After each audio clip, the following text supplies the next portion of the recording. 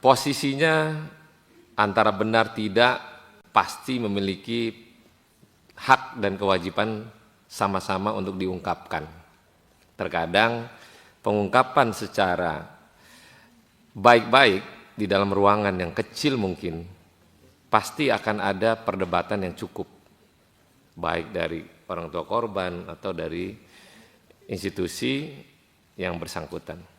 Nah, hadir di sini adalah untuk menyelaraskan dan meluruskan pada kebijakan-kebijakan yang kiranya perlu untuk diberikan haknya untuk didapatkan oleh korban sendiri.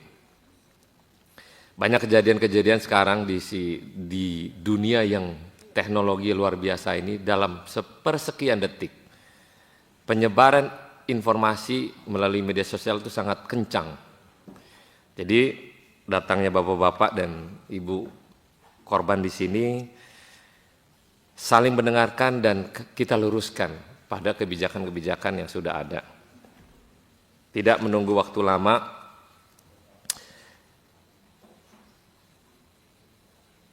saya mempersilahkan untuk dimulai ini oleh Pak Kepala SPN. Silakan Pak.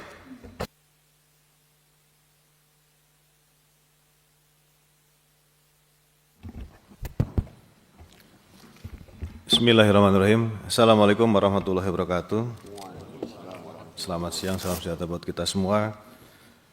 Yang terhormat pimpinan rapat beserta anggota Dewan, Bapak pimpinan rapat. Mohon izin kami ingin menyampaikan paparan, mudah-mudahan bisa memberikan masukan kepada pimpinan rapat beserta anggota Komisi 3 sekalian.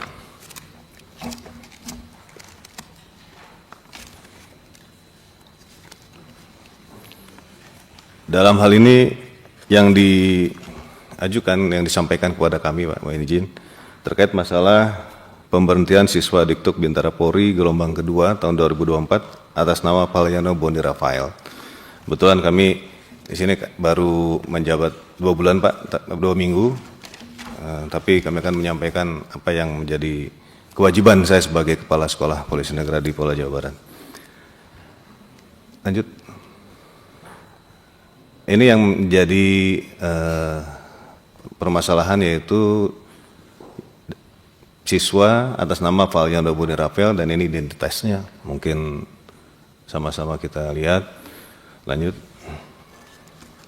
Dan di dasar terkait pemberhentian ini adalah surat keputusan Kabinet Polri nomor Skep 244 12 Romei 2006 tanggal 29 Desember 2006 tentang pedoman pelaksanaan pemberhentian dan pengeluaran peserta didik dari pendidikan pembentukan brigadir, Dikbam dan Dikbang Spes. Lanjut. Pedoman pelaksanaan pemberhentian dan pengeluaran Serdik, yang pertama ada 3 aspek, dan ini tidak kumulatif, hanya per aspek. Yang pertama adalah aspek akademik, yang kedua adalah aspek mental kepribadian, dan yang ketiga adalah aspek kesehatan dan keselamatan jasmani. Dalam hal ini, ada aspek akademik yang disampaikan kepada pimpinan rapat dan peserta anggota Dewan yang terhormat terkait masalah aspek akademik poin A, yaitu tidak mengikuti pelajaran secara aktif baik kelas maupun lapangan lebih dari 5% berturut-turut atau 12% secara terputus-putus dikumulatifkan. Yang kedua adalah aspek mental kepribadian.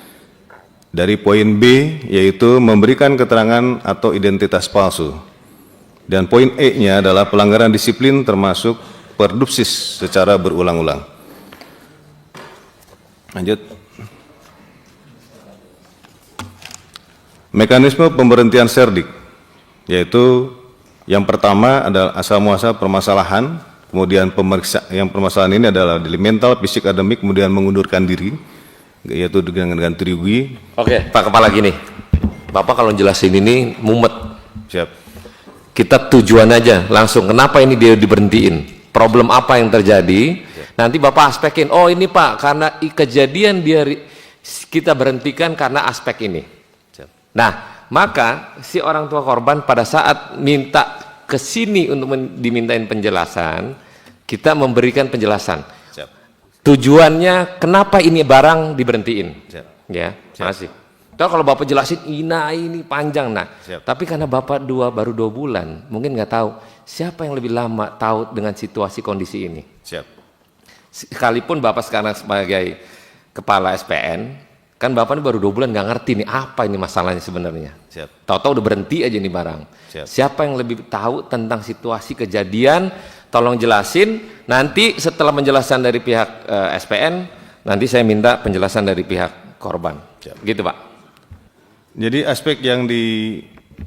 ada 2 aspek yang dipenuhi terkait pemberhentian ini, mohon izin pimpinan rapat. Yang pertama adalah masalah aspek akademik, yaitu tidak mengikuti pelajaran secara aktif baik kelas maupun lapangan lebih dari 5% berturut-turut atau 20% secara terputus.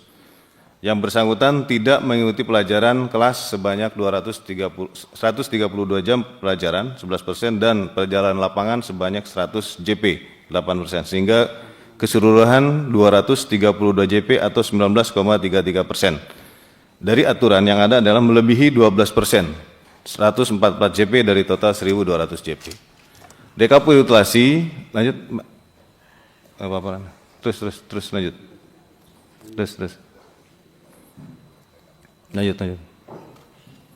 Rekapitulasi pelajaran yang tidak diikuti, nah ini mungkin ada beberapa jam mata pelajaran yang ada di... Pimpinan, tolong penjelasannya jangan terlalu cepat gitu, siap. supaya kita lebih bisa mendalami dengan baik. Siap. Rekapitulasi jam pelajaran yang tidak diikuti adalah ada beberapa mata pelajaran yang tidak diikuti. Ada 132 JP terkait termasuk dengan jam pelajaran di lapangan.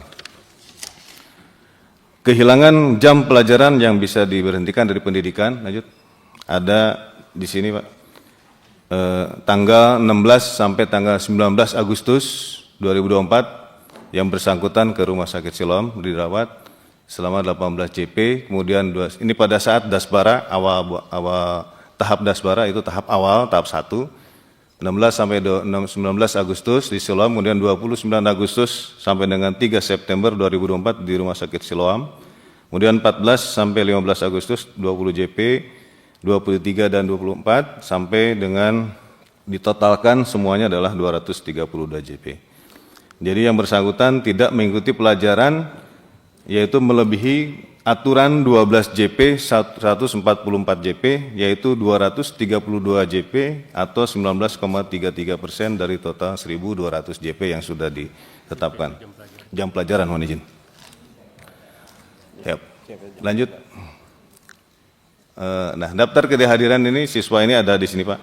Yang pertama adalah tanggal 25 Oktober, mohon maaf, 25 Oktober, belum tanggal 16 Agustus dan 14 Agustus, ini 8 JP dan 10 jam pelajaran, kemudian tanggal 15 Agustus, 10 JP, kemudian 10 jam pelajaran, 23 Agustus, ini sampai dari pagi sampai sore hari Jumat, 8 JP, sampai seterusnya pemudian, sudah kami rangkum semua dari tahap 1, kemudian dan tahap 2, itu sebanyak, lanjut, nah ini ketidakhadirannya sebanyak 232 JP. Lanjut Pak. Kemudian dari aspek mental kepribadian, yaitu memberikan keterangan palsu di sini ataupun identitas palsu. Jadi pada setelah kegiatan yang bersangkutan mengisi litpes atau PMK, yaitu penelusuran mental kepribadian. Dari hasil koordinasi dengan Kodiklat Seba TNI Angkatan Laut, bahwa yang bersangkutan pernah mengikuti pendidikan di Seba TNI Angkatan Laut gelombang 1 tahun 2023. Ini selama 2 bulan dengan alasan sakit. Lanjut, pada saat pengisian litpers atau PMK, penelusuran mental kepribadian, yang bersangkutan ini tidak pernah mengikuti pendidikan militer selama ataupun latihan militer. Jadi di sini disebutkan tidak pernah ada. Lanjut. Ini kami sampaikan ada surat dari Kodiklat Angkatan Laut bahwa yang dinyatakan bahwa adanya dikeluarkan kehilangan sebagai siswa, status sebagai siswa kembali kepada masyarakat dan dikembalikan kepada orang tua dengan alasan menderita sakit dan tidak mengikuti pelajaran selama 69 hari. Ketidakhadiran melebihi 10% dari jumlah seluruh penata pelajaran. Ini yang pertama Pak, dari aspek mental kepribadian. Lanjut. Ini ada keputusannya dari komandan. Lanjut. Kemudian yang kedua adalah aspek mental kepribadian pelanggaran disiplin. Yaitu ada ringan, sedang, dan berat. Dan di sini untuk aspek mental kepribadian yang tadi berbohong atau keterangan palsu itu dikurangi 10 poin. Kemudian untuk tidak mengikuti kegiatan tanpa alasan atau tidak melaksanakan proses pembelajaran pengasuhan tanpa alasan jelas itu dikurangi. Kemudian juga ada di sini juga lanjut melakukan pelanggaran berat tadi yang yaitu berbohong. Kemudian di sini ada juga keterangan hasil pemeriksaan yang menyatakan dari aspek mental kepribadian. Yang selanjutnya itu pelanggaran sedang berupa malas atau tidak mengikuti adalah pelajaran perundang-undangan, kemudian HAM, TPTKP, Tipiring, dan reserse. Dan itu pun juga alhamdulillah nilai akhirnya bagus. Kalau dari akademis itu tidak ada masalah. Berdasarkan dari hasil mental kepribadian, yang selanjutnya bahwa yang bersangkutan dikeluarkan, kemudian juga sudah dilakukan sidang Wandiklat yang dipimpin oleh Wakapolda dan sudah ada keputusan dari Bapak Kapolda Jabar untuk pemberhentian yang bersangkutan. Ini mungkin yang perlu disampaikan kepada pimpinan rapat, apa alasan diberhentikan yang bersangkutan dari siswa Diktuk gelombang 1. Terima kasih.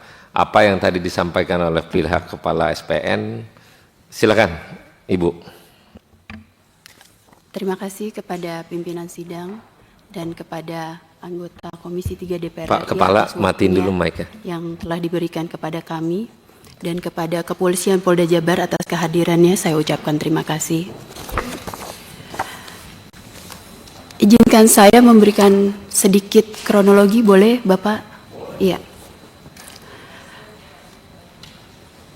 Izinkan saya memperkenalkan diri, saya adalah ibu dari Valiano Boni Rafael.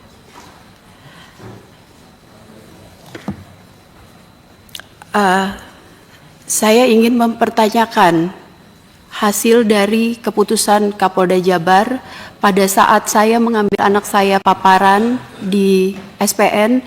Di situ anak saya dikatakan mengalami gangguan jiwa, NPD, psikopat dan psikopatik atau apa istilahnya itu spesialis jiwa yang tahu.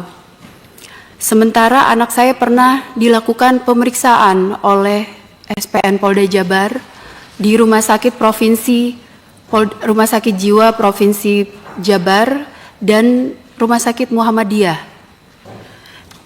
di mana anak saya diperiksa di Poli Jiwa.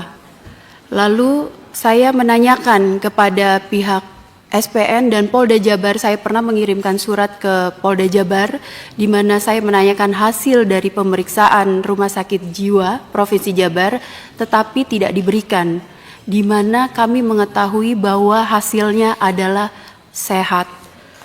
Lalu saat anak kami keluar dari SPN, kami melakukan pemeriksaan di Biro Psikologi. Hasilnya berbeda dengan yang dipaparkan oleh SPN. Anak kami menderita NPD, psikopat, dan gangguan jiwa. Hasilnya sehat, sudah ada di lampiran dari Biro Psikologi Yayasan Psikologi Indonesia 1. Yang kedua, kami melakukan pemeriksaan di Rumah Sakit Polri Sukamto, di mana hasilnya anak kami sehat secara pemeriksaan psikolog dan kesehatan jiwa, di mana dilakukan oleh dokter, bukan dilakukan oleh bank.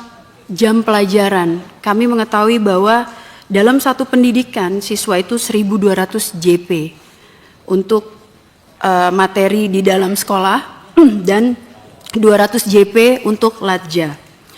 Satu hari dirata-ratakan dilakukan oleh anggota SPN dan sudah dilakukan siloam pada tanggal 29 Agustus sampai 2 September. Lalu anak kami panas pada 30 Oktober, demam tinggi di mana dirawat di klinik, itu mengurangi JP juga saya lihat.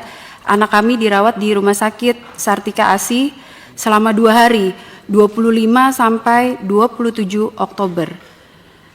Anak kami menderita bronkopneumonia dengan leukosit 22.000.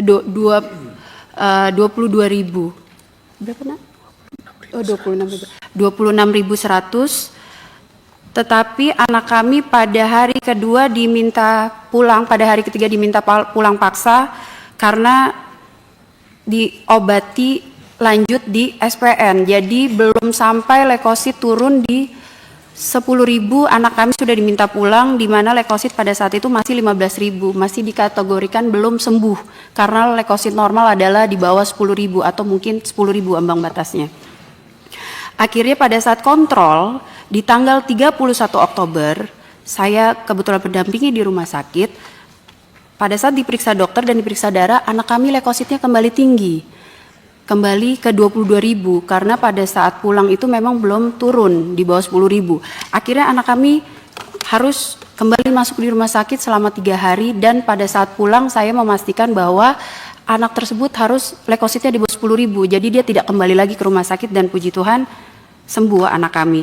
Jadi kalau kami mencatat JP yang diungkapkan oleh pihak SPN, di sini tertera kalau kami menghitung 15 hari saja dikali 8 JP, anak kami itu hanya tidak mengikuti 120 JP yang di rumah sakit, di mana akumulasi dari sekolah kalau 1.200 ditambah 200 JP untuk latja, kalau kita hitung 1.200 JP dikali 12%, akumulatif itu hanya 144 JP, sedangkan anak kami masih di bawah 120 JP. Seperti itu, di 120 JP. Kami ingin mempertanyakan juga, apabila boleh, kami meminta rekapitulasi dari... Bu, tadi bilang ada perkelahian dengan anak ibu ya? Oh, begini, mohon. Oh, yang ada, bukan perkelahian Bapak. Jadi, kena tonjok? Pada saat anak kami selesai dari operasi impaksi, anak kami itu kan masih pemulihan.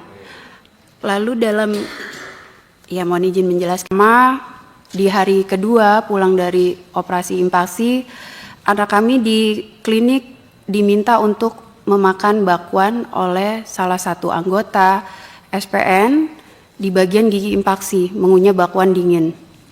Lalu anak kami bilang, "Ibu, ini masih sakit." Lalu ibunya bilang, "Silakan makan, nggak mati kan kamu kalau makan." "Siap, baik, dilaksanakan anak saya." Padahal anak saya belum ada 5 hari setelah operasi gigi impaksi kanan kiri, Bapak. Sudah itu di hari Selasa oleh Aib Daneng atau siapa ya Bapak, Aib Daneng. Lalu dilanjut pada Kamis dini hari, anak kami dibawa keluar dari barak oleh orang dengan baju hitam-hitam dan memakai hoodie. Anak kami diminta mengikuti selasar SPN. Setelah sampai di selasar, anak kami ditutup dengan penutup kepala hitam. Anak Jumat ya, tidak bisa dilepas jahitan karena bengkak, karena efek dari makan bakwan tersebut, mengunyah keras. Akhirnya memutuskan dokter, baik di minggu depan ya Bu ya, kontrol selanjutnya baik. Nah pada saat hari Selasa mau latihan judo, anak kami, dan di situ ada Polki Aglison, di mana Polki Aglison itu menampar anak saya dan jahitan anak saya lepas. Di situ disaksikan oleh Peneas dan Bintang, tetapi siswa Peneas dan Bintang pada saat sidang kode etik bilang anak saya tidak ditampar, tetapi anak saya hanya didorong bahunya. Mohon maaf pada saat anak saya dipukul, saya skip Bapak, pada saat anak saya dipukul itu dengan lidi, yang memukul anak saya itu sempat berucap begini, "Kenapa kamu bawa Kabid Dokes pada saat pemeriksaan di rumah sakit?" Anak saya bingung. Lalu yang paling anak saya ingat adalah, "Kamu anak AKBP Bonifasius ya?" Anak saya bingung, kenapa harus ada nama bapaknya disebut. Nah itu yang jadi pertanyaan saya, bagaimana dia bisa bawa nama ayahnya seperti itu. Setelah itu pada saat selesai dicambuk kurang lebih dengan ritme yang berbeda-beda, jadi lidi itu digabung beberapa lalu disabatkan di punggungnya. Itu kurang lebih 100 kali, lalu dia bilang, "Jangan membuka tutup kepala apabila suara langkah kaki saya masih ada. Jadi kalau tidak ada baru boleh buka tutup kepala." Di saat anak saya sudah tidak mendengar suara langkah kakinya, anak saya buka, lalu anak saya kembali ke barak, disaksikan oleh piket Serambi dengan Muhammad Lutfi. Tetapi Muhammad Lutfi pada saat dimintai keterangan sama, dia bilang, "Saya tidak pernah melihat Rafael pada jam tersebut ada di luar barak." Jadi 3 orang yang melihat pemukulan atau anak saya ada di luar itu semua tidak mengakui keberadaan anak saya. Seperti itu. Kalau untuk jam pelajaran boleh saya minta rekapitulasinya kepada pihak SPN.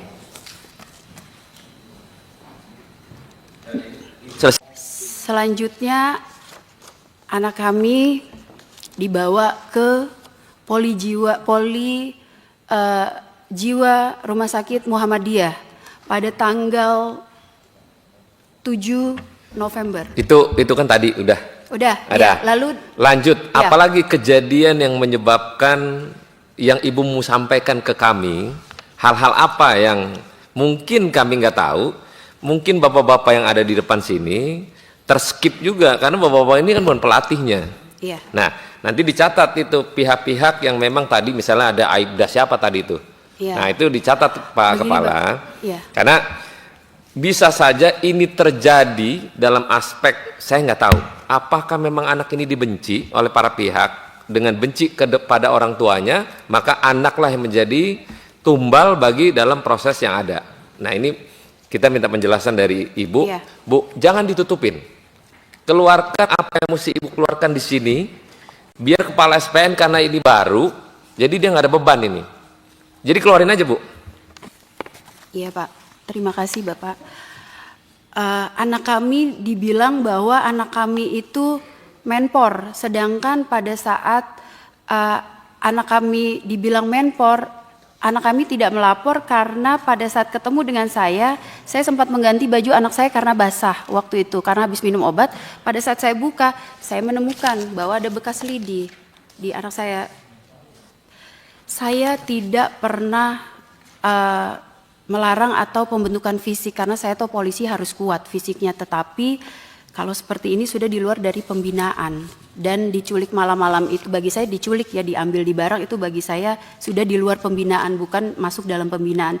Lalu anak kami dikatakan anak kami mempunyai mental kepribadian buruk. 1, anak kami diberikan nilai mental kepribadian paling bawah dari 1080 siswa.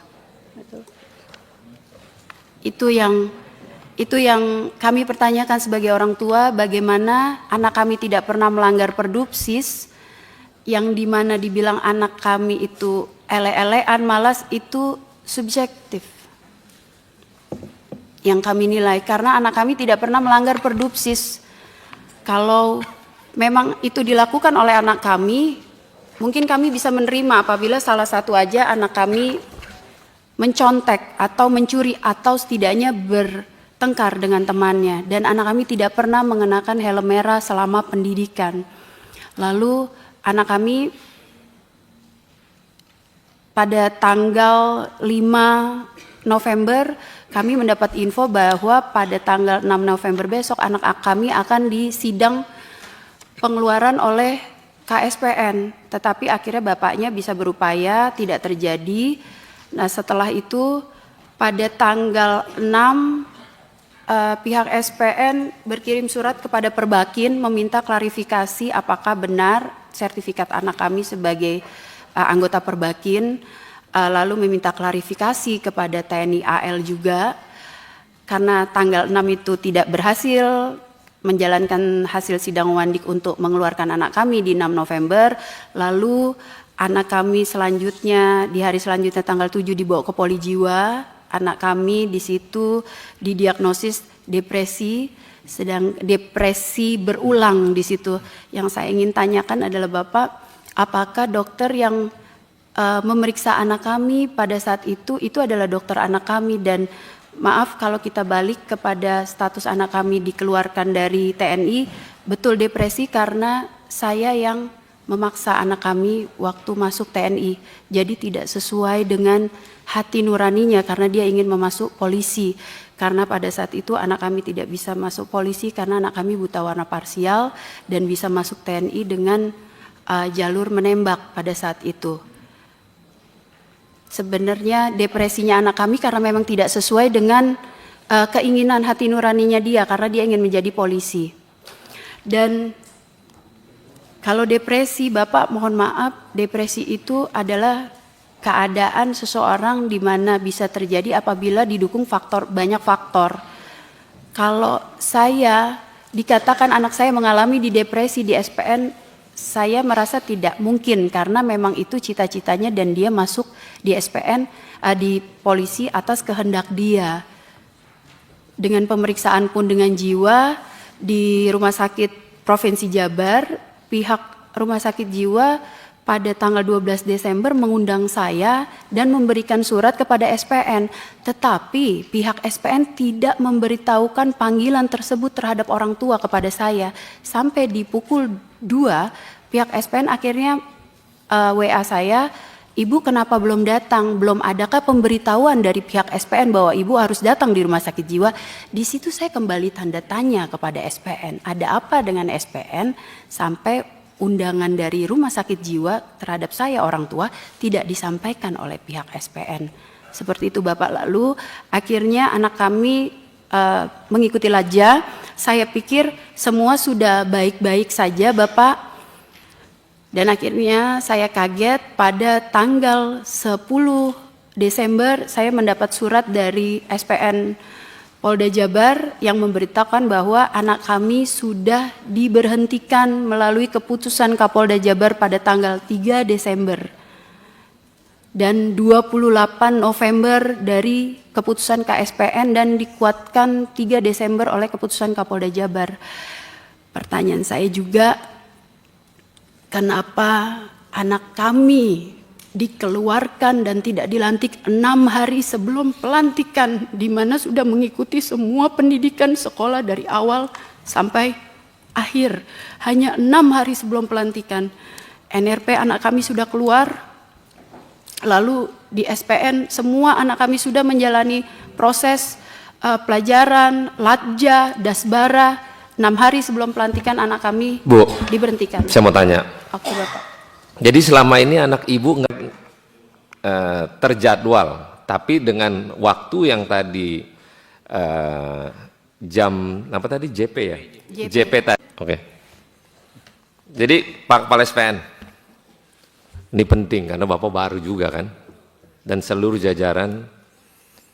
Saya tadi sudah menyampaikan pada Ketua Komisi 3 untuk melakukan evaluasi terhadap pemberhentian putra dari yang bersangkutan. Karena kalau melihat situasi kok aneh ya. Nggak pernah ngelakuin apa-apa, cuman karena ada sakit dihitung dalam perjalanannya, dinilai dan dikurangin poinnya. Sedangkan yang bersangkutan memang sakit dalam proses belajar. Agak rancu sih ceritanya. Maka itu tadi saya lapor sama Pak Ketua Komisi. Pak Ketua Komisi menyampaikan untuk mengevaluasi atas pemberhentian yang bersangkutan. Mungkin Pak Ketua Komisi nanti akan lapor Pak Kapolri. Dan kita pengen Pak, jangan ada lagi lah pekerjaan tentang culik-menculik dari cerita yang dilakukan oleh ibu korban.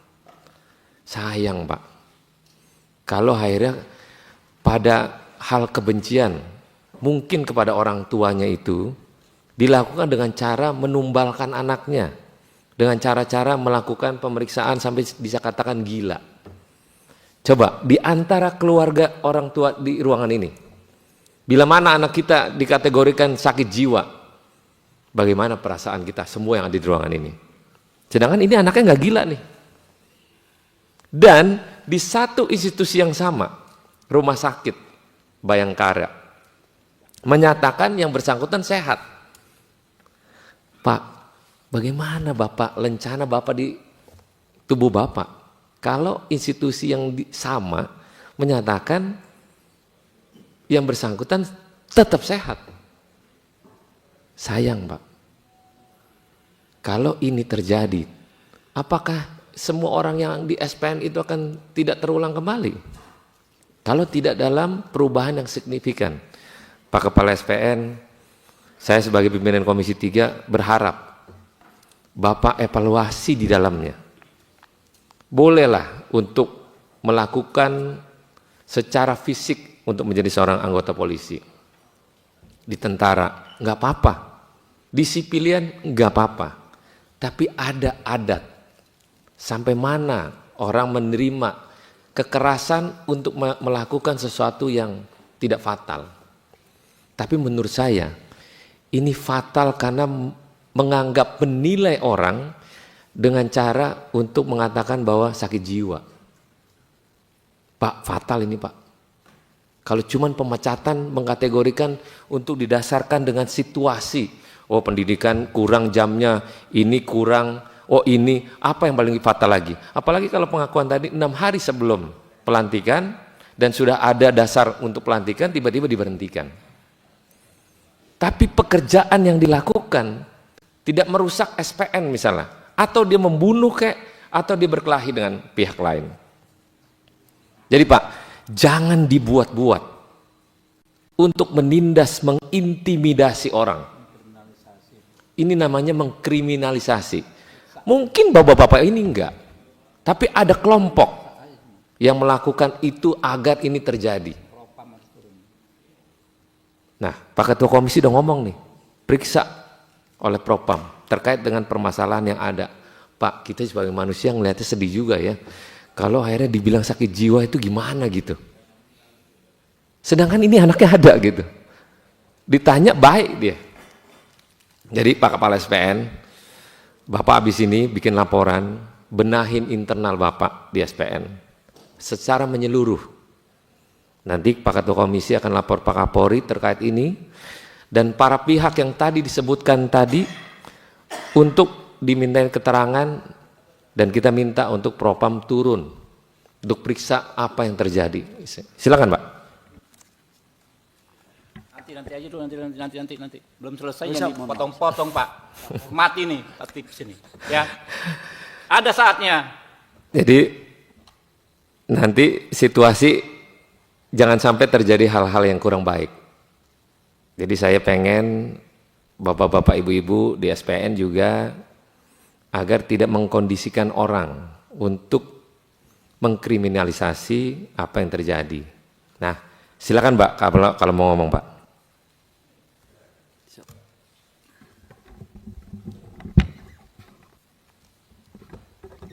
Mohon izin pimpinan Rahmat, kami mohon maaf. Perkenalkan kami Kabidokes Polda Jabar. Seizin Pak KSPN ingin menyampaikan hasil pemeriksaan kesehatan jiwa. Mohon izin pimpinan Rahmat dan anggota Dewan terhormat bahwa kami selaku Kabidokes awal rekrutmen adalah dilakukan pemeriksaan kesehatan baik MMPA atau kesehatan jiwa di awal pertama. Kemudian oleh spesialis jiwa. Kemudian dengan adanya siswa seperti ini, KSPN membuat surat ke kami. Kemudian spesialis jiwa, kami tidak hanya level spesialis jiwa, namun kami harus spesialis jiwa yang subspesialis. Kami ambil dari rumah sakit jiwa di provinsi, di Cisarua adalah, dan hasilnya di situ mohon izin bahwa siswa dinyatakan tidak ada gangguan jiwa, mohon izin. Kami coba bacakan kesimpulan Jadi kami sampaikan, mohon izin pimpinan rapat dan ketua Komisi 3, kesimpulannya kami baca, jadi kami selaku Kabidokes, awal seleksi spesialis jiwa. Begitu kasus seperti ini kami harus tingkatkan. Dan spesialis yang kami konsulkan adalah spesialis jiwa subspesialis khusus forensik. Adalah beliau atas nama Dr. Adi Kurnia Surawijaya bersama tim Dr. Bianda, kemudian Limanar spesialis sarjana psikologi, dan Sally sarjana hukum selaku sekretaris. Izin kami sampaikan kesimpulannya.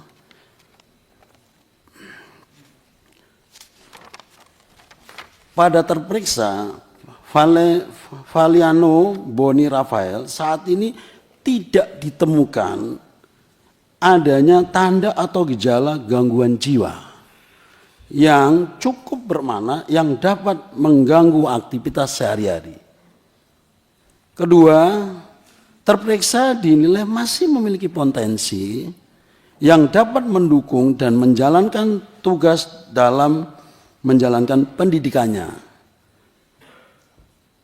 A. Memiliki potensi kecerdasan yang tergolong rata-rata di atas IQ 109 atau skala PM 60.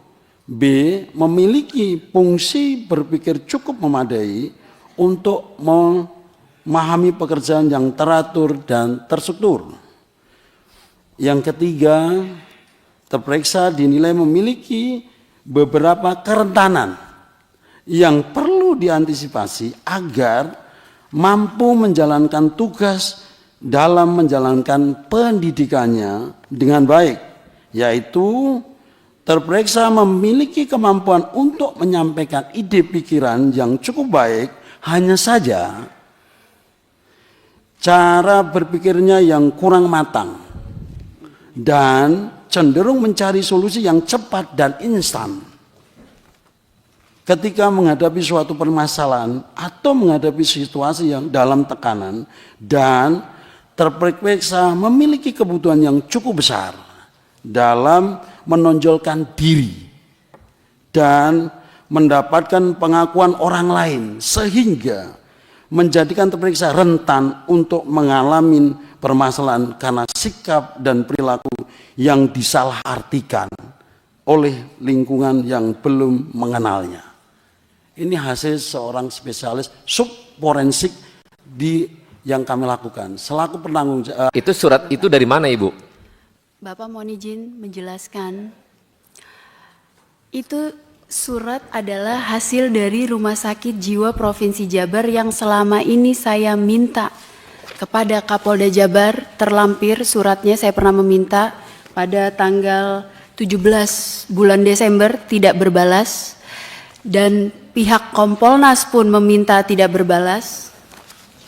Dan saya pun meminta kepada Rumah Sakit Jiwa Cisarua juga tidak dibalas, karena yang memohonkan pemeriksaan adalah pihak dari Polda Jabar, di mana di sini permohonannya dari Pak Kabidokes. Tetapi Bapak, mohon maaf saya menyampaikan, pada saat paparan saya mengambil anak saya pada tanggal 11 Desember, saya masih ingat di mana ada dari bak psikologi mengemukakan bahwa anak saya hasil pemeriksaannya NPD, Narcissistic Personality Disorder, psikopat, gangguan jiwa, dan di mana itu saya hadir yang menyampaikan di sini dengan siapa? Dengan Ibda Feren, beliau yang menyampaikan. Ada orangnya, Bu? Ada, Bapak. Pak, silakan Pak dikonfirmasi ini. Mana? Orangnya mana, Bu? Ada, dengan Polwan. Biar mumpung iya, ketemu, disampaikan aja, Bu. Karena mohon maaf. Nanti dulu, Bu. Ngomong kalau di perintah ngomong baru ngomong. Kita dulu nanya orangnya ada. Ya, Bapak. Ya, Ketua ya. Iya, silakan. Langsung dikonfirmasi dengan siapa ini namanya, Bu? Mohon izin pimpinan sidang, kami dari Bak Psikologi Polda Jawa Barat izin menyampaikan nama Ibda Feren Azahra PD. Hanya saja yang kami sebutkan pada saat pemulangan itu adalah salah satu contoh perilaku yang menjurus kepada NPD. Mohon izin pimpinan sidang. Seperti yang tertulis di dalam surat keberatan Contoh anak kami dianggap NPD adalah saat lari bersama siswa. Anak kami bersorak brimob dan itu dianggap oleh Bakpesi Polda Jawa Barat NPD. Dan saat anak kami ingin menonjol dengan prestasinya. Ibu Feren. Siap. Berarti ini asumsi ya? Siap. Mohon izin untuk di laporan kami bisa pertanggungjawabkan pimpinan sidang. Iya, berarti ini asumsi, bukan hasil dari yang tadi Betul. disampaikan Kabidokes kan? Ini baru asumsi dari apa yang Ibu Feren berikan laporan kan ceritanya? Izin, ini bukan asumsi, ini hasil analisa kami pimpinan Ya, sidang. itulah, itu yang dinamain asumsi. Itulah, tapi bahasa kerennya analisa lah. Tapi yang dianalisa oleh Bu Feren adalah hanya sebatas analisa. Tapi Kabidokes tadi udah menyampaikan hasilnya bahwa A, B, C, D kan gitu. Berarti hasil analisa yang Ibu Faren itu dipatahkan oleh Kabidokes. Ya. Kan ceritanya gitu kan ya? Lanjut Bu. Izin pimpinan sidang, kami tidak menyatakan yang bersangkutan psikopat dan juga halusinasi. Tadi Ibu mendengarkan itu langsung dari yang bersangkutan atau enggak pada saat paparan? Pada saat paparan saya mendengarkan dan bahkan untuk yang bilang contoh daripada sikap anak tersebut pada saat berlari yang lain teriak sabara, anak tersebut berteriak brimob. Itu mohon maaf disampaikan sendiri dengan Ibu. Betul, kami sampaikan pimpinan Tadi sidang. Izin. mengelak, sekarang menyampaikan. Tapi kami tidak menyebutkan psikopat, Bu, izin. Menyebutkan pada saat paparan. Oke, dah. Hah? Sebutkan. Disampaikan Bu Feren. Mohon izin. Tadi pada saat berlari bersorak brimob merupakan salah satu kriteria perilaku untuk memenuhi diagnosa NPD. Begitu. Jadi bukan satu-satunya acuan yang bisa menyebutkan itu NPD. Begitu pimpinan sidang, izin. Ya. Izin kami sebutkan ada 3 kriteria NPD dari hasil wawancara kami yang masuk dari 9. Yang pertama yaitu merasa memiliki hak lebih.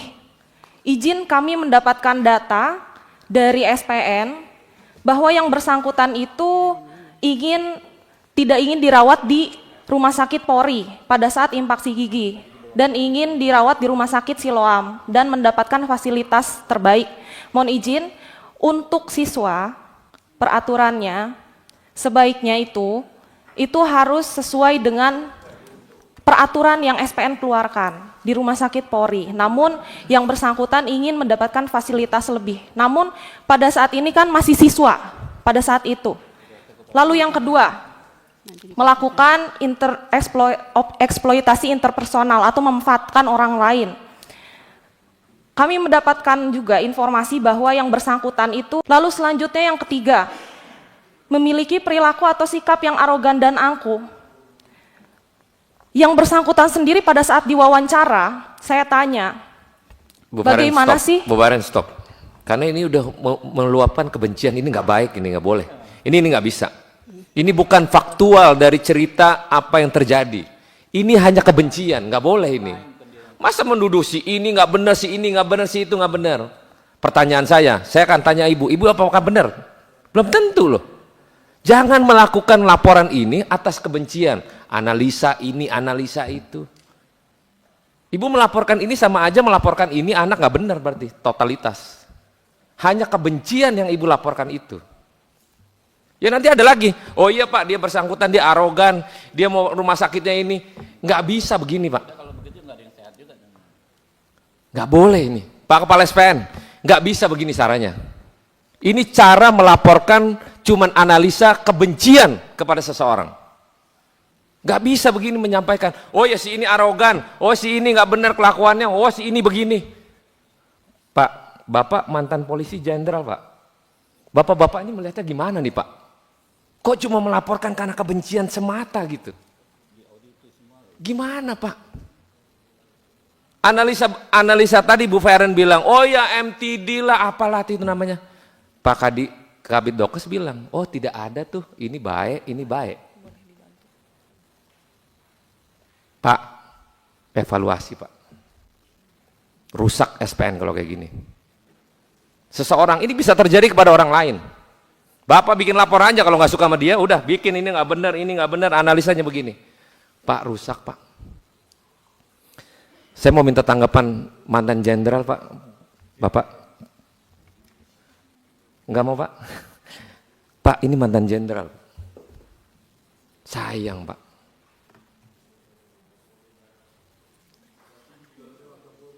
Nah, itu ada mantan Wakapolri pula. Apa boleh saya bertanya, Pak Adang? Silakan Pak. Saya tidak memberikan pencerahan. Terima kasih pimpinan dan anggota Komisi 3 dan jajaran kepolisian dan pelapor. Terus terang saya tadi tertarik sebetulnya dengan yang sudah akan diambil keputusan oleh pimpinan.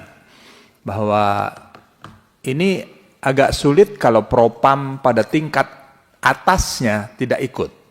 Jadi saya lebih memberikan saran tapi tidak keputusan ya, bahwa dua-dua yang saya dengar memiliki suatu kebenaran, punya hak, dan bukan berarti di ruangan ini tidak punya kewenangan untuk mendengarkan.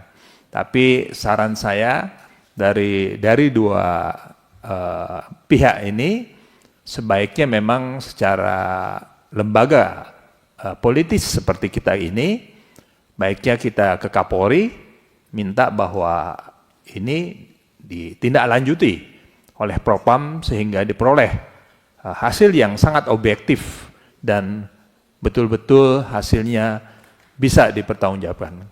Bukan berarti ruang ini salah, karena kalau seperti tadi pimpinan merasakan bahwa Ferrer menjelaskan ada semacam perdebatan gitu. Nah, sebaiknya mungkin ada perlunya turunnya Propam pada tingkat markas besar. Terima kasih.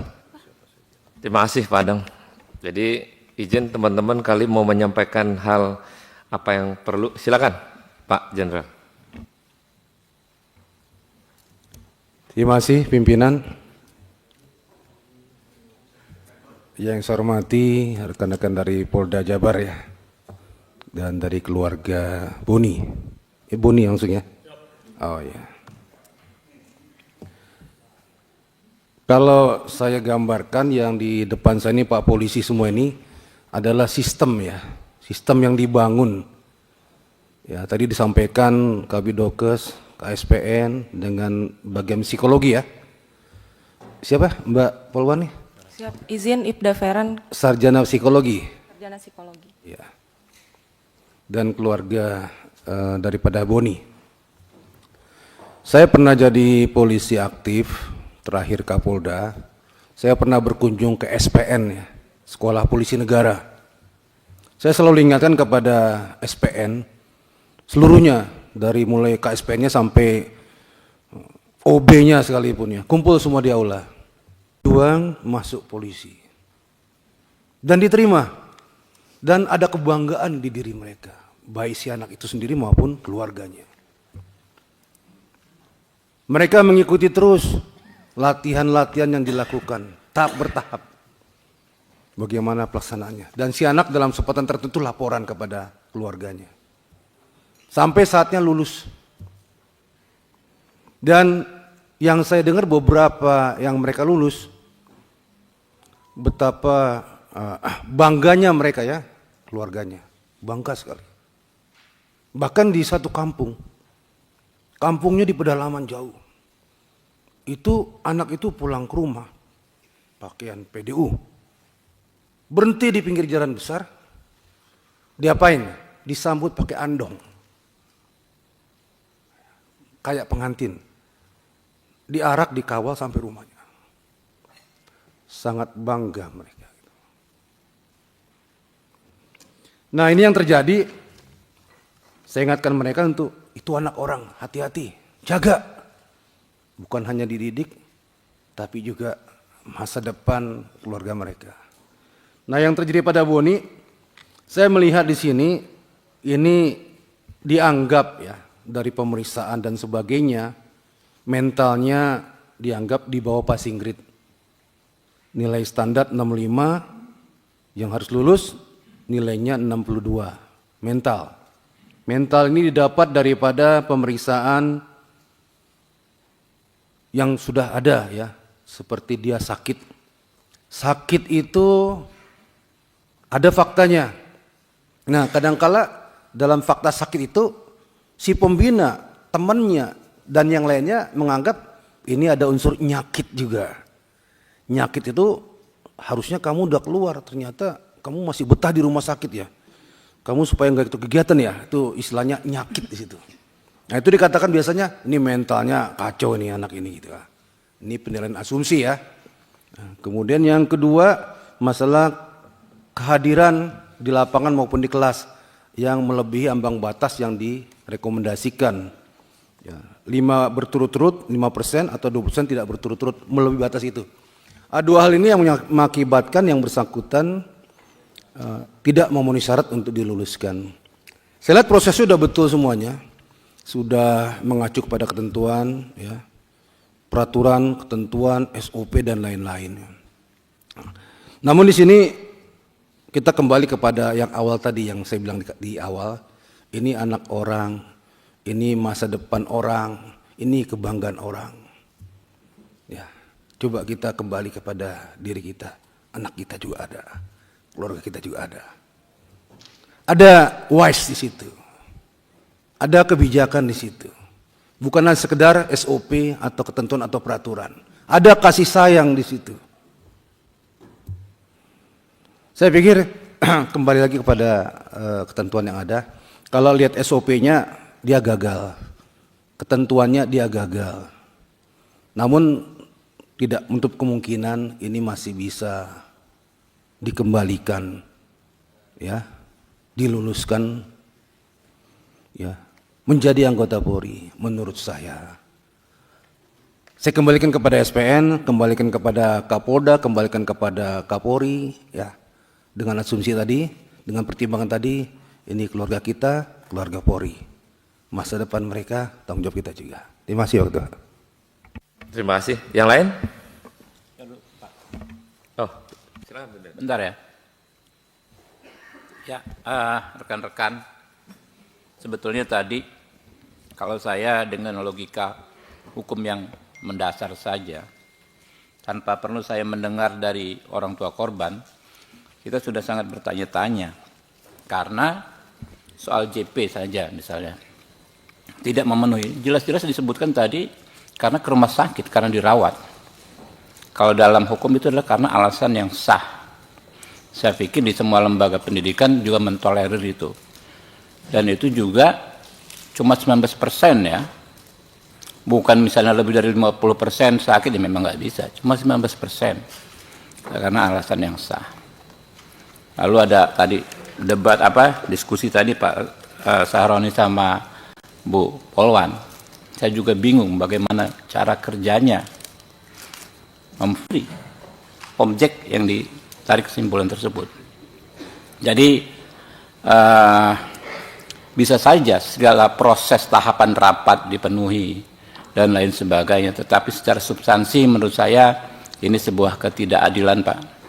Ya, ada di tangan bapak-bapak ini. Ya, kita tidak kuat-kuatan, Pak, karena kekuasaan itu juga sementara. Ya. Kami di sini juga jadi pimpinan juga nggak lama, paling lama 5 tahun, hebat-hebat 10 tahun jadi ketua Komisi 3, Pak. Ya. Tapi kami juga nggak ada kenal sama orang tua korban, dengan korban ini nggak ada. Tapi orang mencari keadilan ke sini setiap hari, Pak. Itu yang membuat kami harus mengundang bapak-bapak merumuskan, ya, bagaimana kita bisa sama-sama memberikan keadilan kepada masyarakat. Mungkin itu. Terima kasih. Monggo, Ibu. Pak Bimo, selamat datang di Komisi 3. Terima kasih pimpinan. Izin yang saya hormati KSPN beserta seluruh jajaran dari Polda Jawa Barat. Yang pertama saya ingin sampaikan, saya sebagai ibu, saya punya anak laki-laki juga di rumah.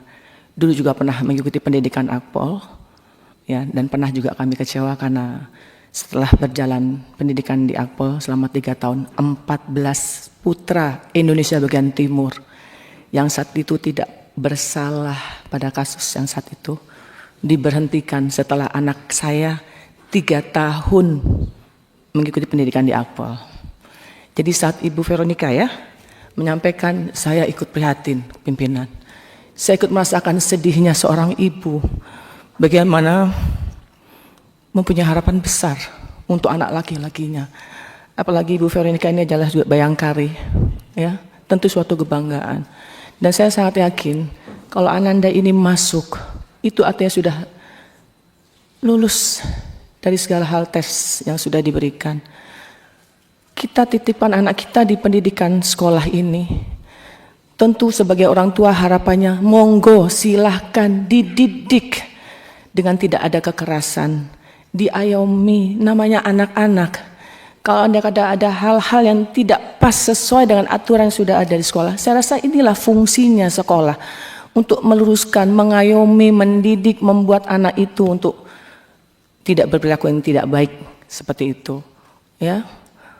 Saya sangat sedih, ini institusi Polri sekarang ini kita sama-sama tahu pimpinan banyak sekali permasalahan yang ada di institusi ini, ya. Jadi saya berharap dan setuju dengan apa yang disampaikan pimpinan untuk dievaluasi ulang, ya. Tentunya harus ada alasan yang objektif dari keputusan daerah Jawa Barat, sehingga karena saya sangat yakin anak polisi ini dari keputusan Jawa Barat ditinjau ulang, Bapak. Saya sedihnya tadi saya lihat dengan kasat mata saya anak begitu gagah, ya, dikatakan ada kelainan. Saya sedih pimpinan. Saya ingin nangis rasanya, ya. Kalau anak dikatakan sakit jiwa ini, waduh, saya ibu yang melahirkan tentu nggak terima, Ibu, ya. Saya rasa bapak-bapak polisi yang di sini juga sangat tidak menerima jika putra putrinya dikatakan seperti itu. Ya, jadi mohon jawab penport, jangan sudah punya harapan ingin dilantik, tiba-tiba diberhentikan. Itu saya sangat yakin begitu sedih kecewanya, ya, secara mental pasti, ya.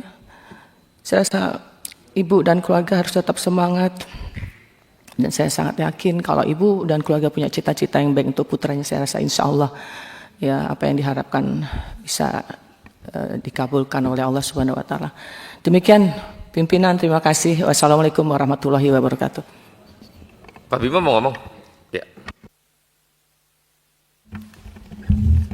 Terima kasih pimpinan dan seluruh anggota Komisi 3 yang saya hormati. Izin bergabung hari ini. Ini muka lama tapi baru bergabung pada hari ini. Pak KSPN, Pak Kor SDM, dan orang tua korban yang saya hormati.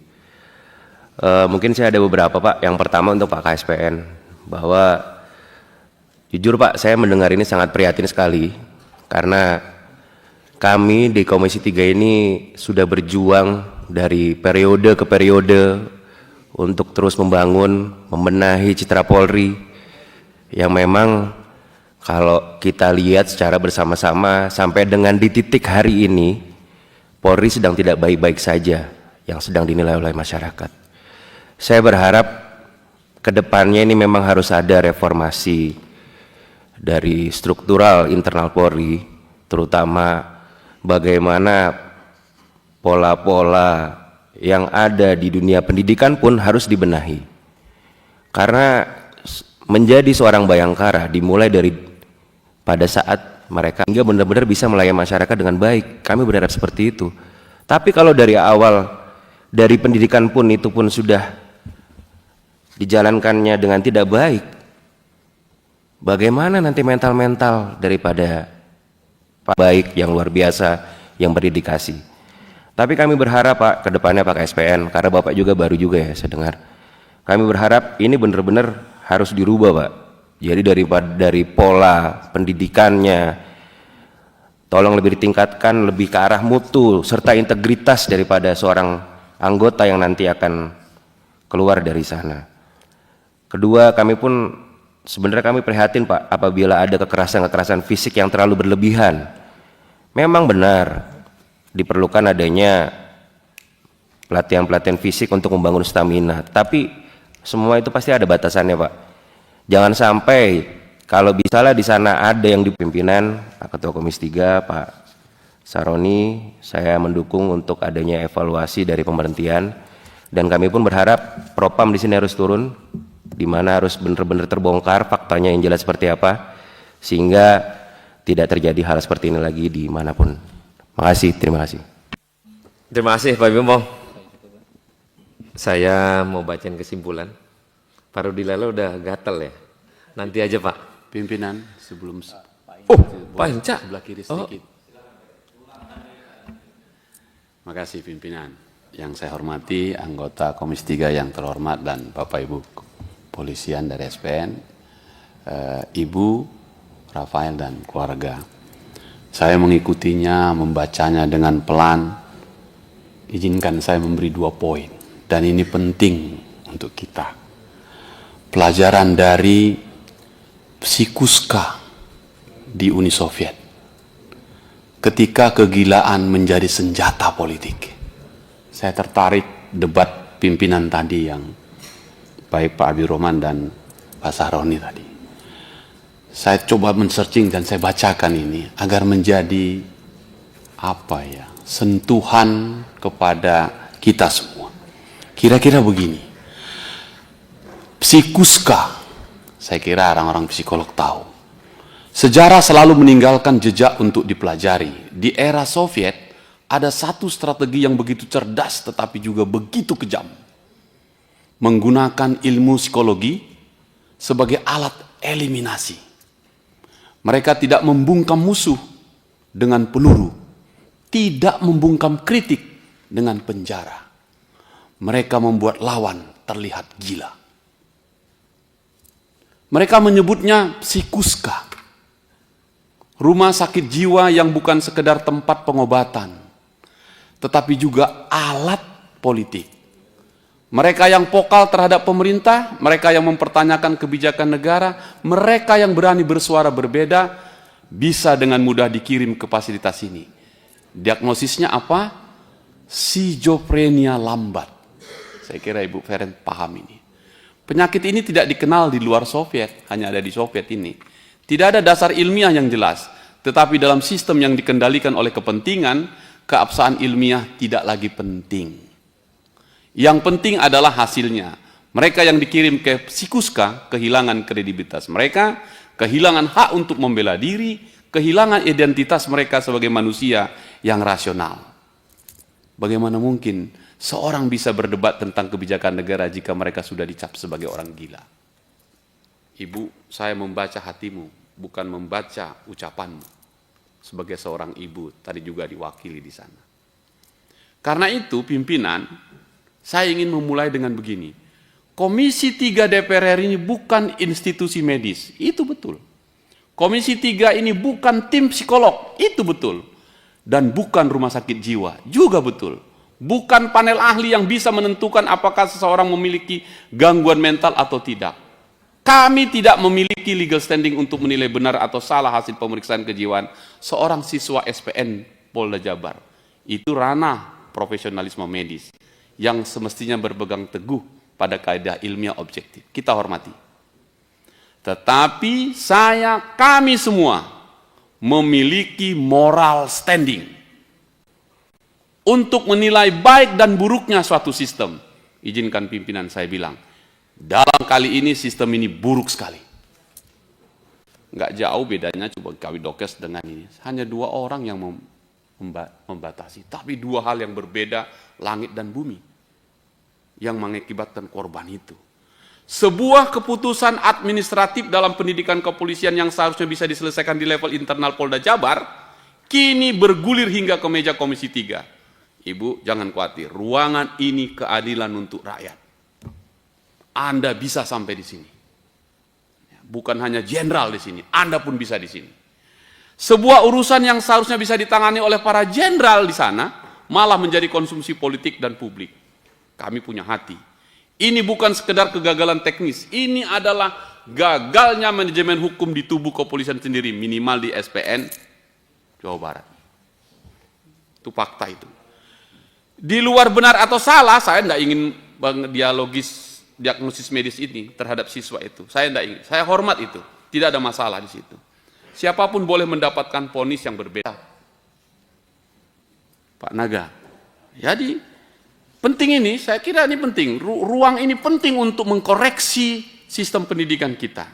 Dalam sistem yang sehat, hukum adalah pedoman tertinggi. Kita sepakat itu. Dan kebencian personal tidak boleh memiliki tempat di dalamnya. Nah, itu penting ini. Tidak boleh. Seorang siswa tidak bisa diberhentikan hanya karena ada yang tidak menyukainya. Buang jauh-jauh itu. Apalagi jika alat yang digunakan untuk menyingkirkan dia adalah stigma psikologis yang seharusnya berdasarkan kaidah medis, bukan berdasarkan emosi dan subjektivitas. Ibu berdua, anggota dewan yang saya hormati, saya sepakat. Saya tersinggung disebut penyakit jiwa. Beliau di situ tuh. Saya hormati medisnya. Tapi buat kita sendiri punya legal standing moral menyampaikan itu. Kalau ini dibiarkan, kita membuka pintu presiden berbahaya pimpinan. Bahwa siapapun bisa dijatuhkan bukan karena kesalahannya, tapi karena ada yang merasa terganggu kehadiran. Ini adalah ujian bagi integritas kepolisian. Benar dan salah dalam perkara ini bukan ranah Komisi 3 untuk menilai. Betul itu. Tapi buruk dan baiknya sistem ini, itu sudah sangat jelas. Buruk. Jadi mari kita akhiri absurditas ini. Biarkan prosedur yang membuktikan, tetapi baik dan buruk kita sudah bisa menilai sekarang. Dan karena itu, saya setuju Jenderal, mantan Wakapolri sahabat kami. Maka propamlah jawabannya. Tetap kami hormati SPN, kita hormati hasilnya. Propam harus turun tangan, tidak untuk membela siapapun, tetapi untuk memastikan bahwa kepolisian masih berjalan di atas prinsip hukum dan bukan atas dasar kebencian. Karena jika polisi saja tidak bisa mendapatkan keadilan di dalam institusinya sendiri, siapa yang bisa menjamin keadilan itu? Selamat datang Propam, silahkan koreksi putusanmu, kami tunggu. Putusan yang patut Propam, saya kira menjawab ketidakadilan ini. Terima kasih pimpinan. Terima kasih Pak Hinca. Sikuska ya. Nah, boleh juga dicatat sama Pak Kepala SPN ini. Agar Sikuska itu menjadi bahan bila perlu.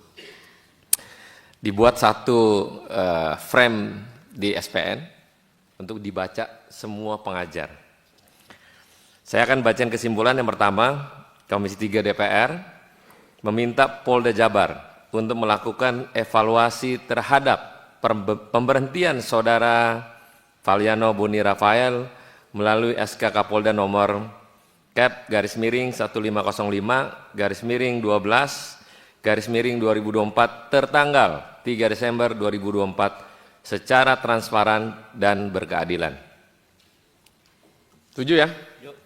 Kedua, Komisi 3 DPR mendukung Kapolda Jabar untuk melakukan evaluasi terhadap sistem pendidikan dan pembinaan di Sekolah Polisi Negara Polda Jabar. Setuju ya? Ketiga, Komisi 3 DPR meminta Kapolri menugaskan Kalemdiklat Polri dan Kadipropam Mabes Polri untuk melakukan evaluasi menyeluruh terhadap pelanggaran kode etik serta ketidaksesuaian prosedur pendidikan dan pembinaan di sekolah SPN Jawa Barat dan di seluruh Indonesia agar senantiasa menjunjung tinggi nilai-nilai kemanusiaan, profesionalisme, dan akuntabilitas. Setuju? Oke.